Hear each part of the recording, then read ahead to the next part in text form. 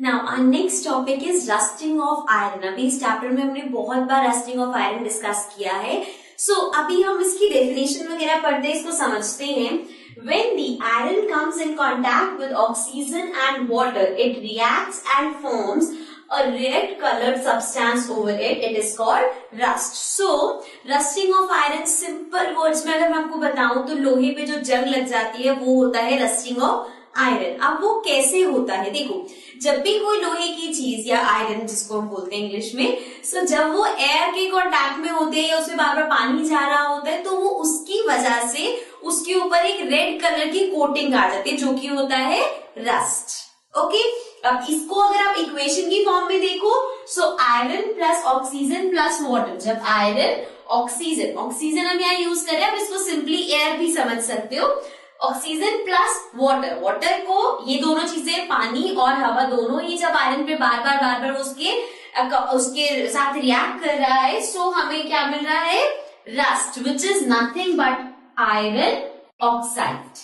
Okay, iron का formula होता है Fe, oxygen is O2 and water is H2O and rust is Fe2O3, that is iron oxide. Means basically जो ये rust होती है, this is iron oxide, because iron water और oxygen से मिलके जो बना रहा है वो आयरन ऑक्साइड है, और वो रस्ट होती है, उसको हम आयरन ऑक्साइड बोल सकते हैं, बट यूजुअली हम उसको रस्ट कहते हैं। So that is what rusting of iron is. Now comes the next thing कि हम इसको प्रिवेंट कैसे कर सकते हैं। So let's see the preventions.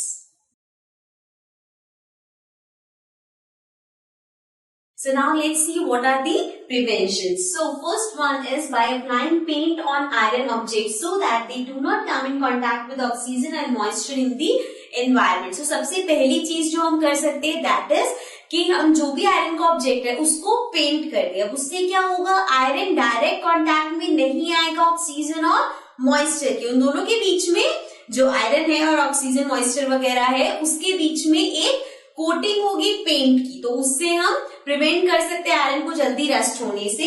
Next है applying a layer of zinc or chromium metals on the iron, it is called galvanization. अब इसमें क्या होता है, जैसे हम ऊपर पेंट की बात करते हैं ऐसे ही जिंक या एक चीज लगा दे, इससे भी आयरन जल्दी रस्ट नहीं होता। और ये प्रोसेस को कि जब हम उस पर जिंक वगैरह लगाते हैं हम बोलते हैं गैल्वानाइजेशन। ओके, ऑल्सो ये जो पेंट करते हैं इसको भी बहुत जगह पढ़ोगे, इसको ग्रीसिंग बोला जाता है, मतलब आयरन पे पेंट करना। Okay, now we have last topic that is crystallisation. अब ये क्रिस्टलाइजेशन क्या होती है, let's read it. It is the process of obtaining crystals of a pure substance from its solution.